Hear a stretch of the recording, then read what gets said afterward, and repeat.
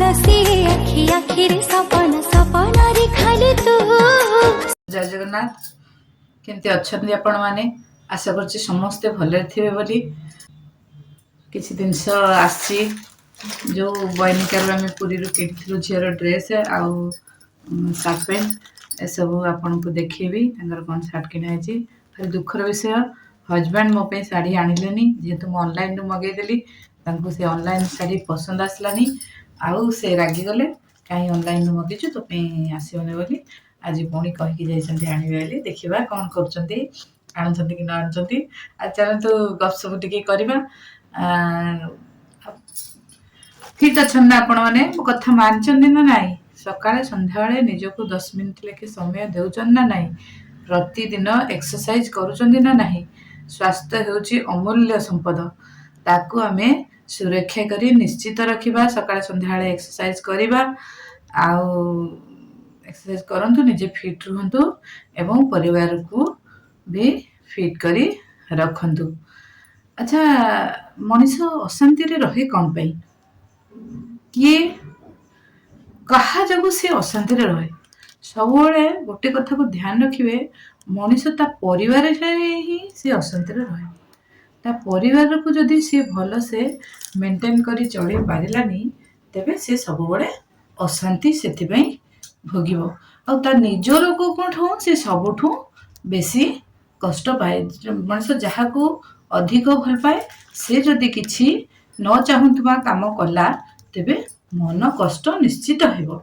आज आपण मन गोटे कथा कहबी जदि घरे पिला मान को खाइबा को देले से माने खाई न पाकरे कि प्रतिदिन खाद्य फोपाड़ुचंदी सेगुड़ा को भारी खराब अभ्यास पिला मानकर ए अभ्यास को आपण माने निश्चित प्रतिवाद करंतु टिके कमे के सेमान को दियंतु जो मानकर भी खाद्य फोपाड़िबा अभ्यास अछि मु सेमान को हाथ जोड़ी निवेदन करछि जम्मा खाद्य फोपाड़ंतु नहीं खाद्य फोपाड़िले धीरे धीरे आपणको लक्ष्मी छाड़ी जिवे आउ प्रतिदिन एतिके खाद्य हो जो दिन गोटे दिन खाद्य हम विदाउट कज रे आपण से दिन उपास रे रहे किछि नथिबो कारण किछि नथिबो आपण सबू पैसा पाखे थिबो सबू सुविधा सुजोग भी थिबो किंतु आपण खाई परिबे नाही तेणु करी खाद्य फोपाड़िबा अभ्यास त्याग करंतु।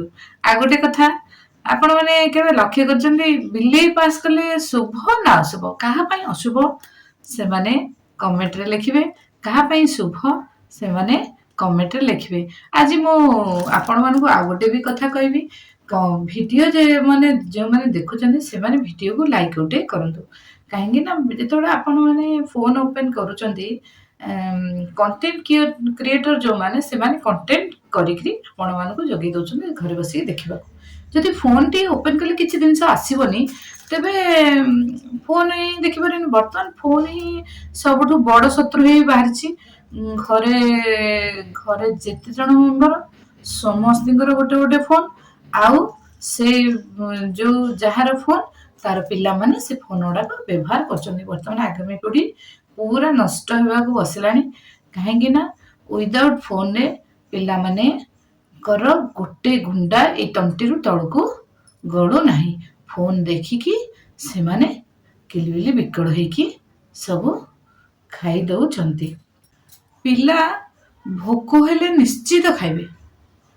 तांको जदि जेतेबेले भोक हबो से माने निश्चित जहा बाड़ी देले ता खाइबे आमे जबरदस्ती से माने को टाइम टाइम तांकर हजम न होई कि जदि खुआइबा को चेष्टा करिबा सेति पई आमे तांको कोन करबा फोन टिकी धरे दोचे से फोन रे नजर रे रहिले आ कर देले जहा माने ता आमे गिलेले जहा माने ता देले से खाइ देबे किछि प्रतिवाद करबेन जदि से फोन टा को छोड़ी ने गेले पिला भी खाउ ना तेणु करे एई सब अभ्यास रु पिला मानु को दूरे रखंतु पिला मानु को अधिक खाद्य दियंतु नाही से माने खाद्य जंती नष्ट न करिवे खाद्य नष्ट कले से माने किछि ए सब विषय रे जानि पारंती नाही खाद्य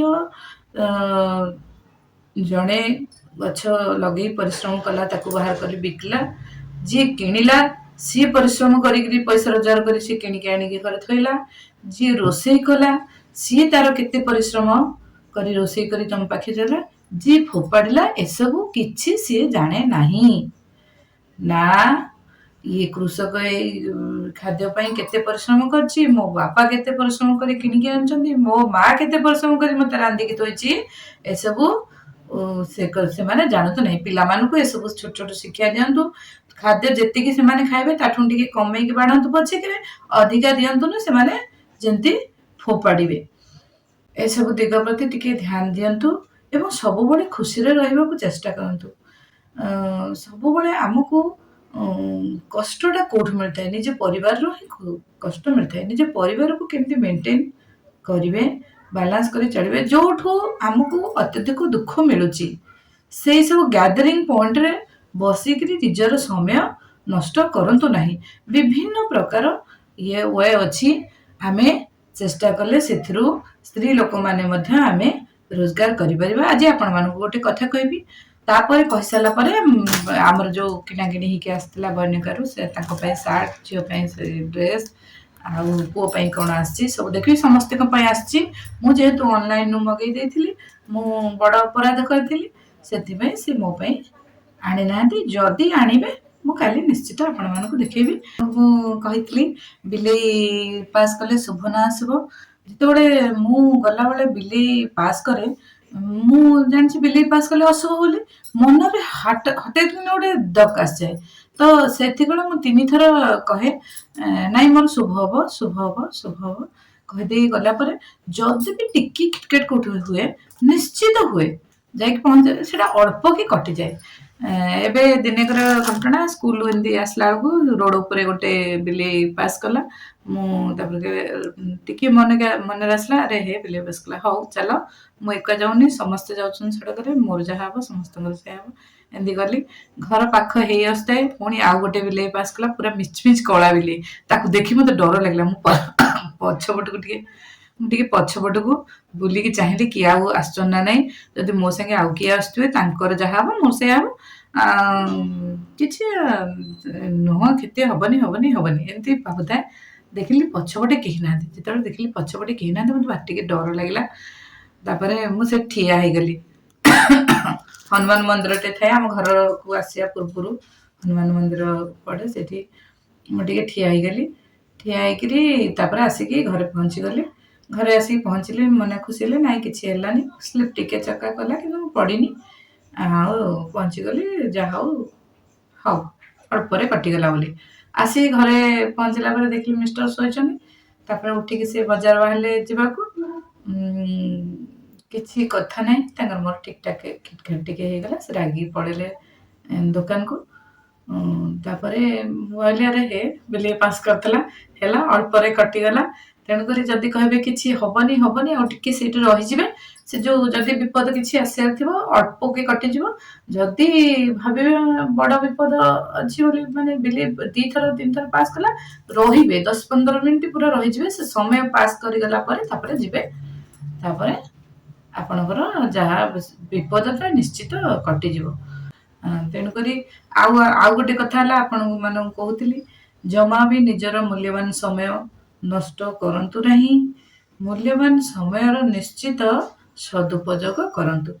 ଆଜି ଏଇ ଲୋକ ଧର 7ଟା ହେଇଛି, ଏଇ ଅକ୍ଟୋବର ମାସ ଧର ଏଇ 7ଟା ଟାଇମଟା ପାର ହେଇଗଲା ପରେ ଆଉ ଜୀବନରେ ଆମର ନେକ୍ସଟ ଡେ ଆସିବ ସେ ସମୟ, କିନ୍ତୁ ସେ ତାରିଖ ବଦଳି ଯାଇଥିବ, ବାର ବଦଳି ଯାଇଥିବ, ଇଏ ବଦଳି ଯାଇଥିବ, ମାନେ ମସିହା ବଦଳି ଯାଇଥିବ, ସବୁ ବଦଳି ଯାଇଥିବ। ଜୀବନରେ ଥରେ ଯୋଉ ସମୟଟା ପାସ୍ ହେଇଯାଏ ସେ ଆଉ ଆସେ ନାହିଁ। ସବୁବେଳେ ଆମେ ଏତେ ବଡ ବଡ ହେଲେଣି ମାନେ ଚେଷ୍ଟା କରିବା ଆମେ ନିଜେ କିଛି କରିବାକୁ। ବିଭିନ୍ନ ପ୍ରକାର କାମ ଅଛି ଘରେ ବସି କରିବାକୁ। ଏତେ ଜିନିଷ ବଜାରରେ ବିକ୍ରି ହଉଛି, ସବୁ ଜିନିଷ ପୁରୁଷ ଲୋକମାନେ କରନ୍ତୁ ନାହିଁ। ସ୍ତ୍ରୀ ଲୋକମାନେ ହିଁ ଘରେ ବସି ଆନ୍ଧ୍ରପ୍ରଦେଶ ଯିବେ, ମାନେ ସନ୍ଧ୍ୟାବେଳ ହେଲେ ବଜାର କ'ଣ ଇଏ କ'ଣ କୁଆଡେ ଆଉ ଇଏ ନଥିବ, ସବୁଆଡେ ସ୍ତ୍ରୀ ଲୋକମାନେ ରୋଜଗାର କରନ୍ତି। କିନ୍ତୁ ଆମ ଓଡିଶାରେ ଟିକେ ସେ କମ, ଜଣେ ରୋଜଗାର କଲେ 7-8 ଜଣ ଖାଉଥିବେ। ଆଉ କାମ ସରିଲା, ରୋଷେଇ କାମ ସରିଲା, ଘର ଦ୍ୱାର ଓଳେଇବା, ବାସନ ମଜା ସରିଲା, ବସିବେ ଏକାଠି, ଆ ଘର ବିଷୟରେ ତା ଘର ବିଷୟରେ, ଆ ନାଁରେ ତା ନାଁରେ ବସିକି ଖାଲି ଚୁଗଲି ଚପଟ କରିକି ସେମାନଙ୍କର ସମୟ ବିତାନ୍ତି। ସେମିତିରେ ଆପଣମାନେ ଜମା ସମୟ ବିତାନ୍ତୁନି। ନିଜେ କିଛି କରିବାକୁ ସବୁବେଳେ ଚେଷ୍ଟା କରନ୍ତୁ। ଏ ପୁରୀ ବୟନିକାରୁ ମୋ ଶାଶୁ ଆଣିଛନ୍ତି ଏଇଟା ତାଙ୍କ ପାଇଁ ଦଶହରାରେ ପିନ୍ଧିବାକୁ ବଢ଼ିଆ କଟନ୍ ପିଓର। ଏଇଟା ସେଇ ବୟନିକାରୁ ସବୁ ଆସିଛି କଟନ୍ ର। ମୋ ପୁଅ ପାଇଁ ଏ ଶାଢ଼ୀଟା ପୁଅ ପାଇଁ ଆଣିଛନ୍ତି। ମୋ ଶାଶୁ ଏସବୁ ଆଣିଛନ୍ତି। ସେ ତାଙ୍କ ପୁଅ ମାନେ ମିଷ୍ଟରଙ୍କ ପାଇଁ ଏଇଟା ଆଣିଛନ୍ତି। ଏଇଟା ଆଣିଛନ୍ତି ପୁଅ ପାଇଁ। ଏଇଟା ଝିଅ ପାଇଁ ଆଣିଛନ୍ତି। ଝିଅର ତ ଅନଲାଇନରୁ ମଗେଇଥିଲା ଡ୍ରେସ୍ ଆପଣଙ୍କୁ ଦେଖେଇଥିଲି। ପୁଣି ଆଉ ହଳେ ଟ୍ରାକ୍ ପ୍ୟାଣ୍ଟ ଆଉ ଇଏ ମାନେ ଆସିଯାଇଛି। ସକାଳ ବେଳେ ପିନ୍ଧିବ, ଦିପହର ବେଳେ, ରାତିରେ ବେଳେ ପିନ୍ଧିବ, 3 ହଳ ହେଇଯାଇଛି। ବର୍ତ୍ତମାନ ପୁଅର ସେ ଏ ଶାଢ଼ୀଟା ଆଣିଛନ୍ତି ଶାଶୁ। ଏଇଟା ଝିଅ ପାଇଁ। ଝିଅର ବଢିଆ ଇଏଟା ଆଣିଛନ୍ତି। ଆଉ ଏଇଟା ହେଲା ଗଞ୍ଜି V2ରୁ ମୁଁ ଆଣିଛି ମୋ ପୁଅ ପାଇଁ। ଏଇଟା ଆଉ ଗୋଟେ ଆଣିଛି ପୁଅ ପାଇଁ ଗଞ୍ଜି। ଆଉ ଏଇଟା ପ୍ୟାଣ୍ଟ ତାର 1/3 ପ୍ୟାଣ୍ଟ ଆଣିଛି। ଏଇଟା ଝିଅର ଆଣିଛି ଟ୍ରାକ୍ ପ୍ୟାଣ୍ଟ ଆଉ ଇଏ ସେଗୁଡ଼ା ସବୁ ପିନ୍ଧିବ। ଆଉ ମୋ ପାଇଁ କିଛି ନାହିଁ, ମୁଁ ଅନଲାଇନ୍ ମଗେଇଛି। ସେ ରାଗିଛନ୍ତି। ତାକୁ ମୋତେ ଚୁଡ଼ି, ନେଲ୍ ପଲିସ୍, କେତେ ସୁନ୍ଦର ଚୁଡ଼ି ଦେଇଛନ୍ତି। ନେଲ୍ ପଲିସ୍, ବ୍ଲାଉଜ ଦେଇଛନ୍ତି ଗୋଟେ ଦେଖି ନେଲ୍ ପଲିସ୍ଟା ଦେଇଛନ୍ତି।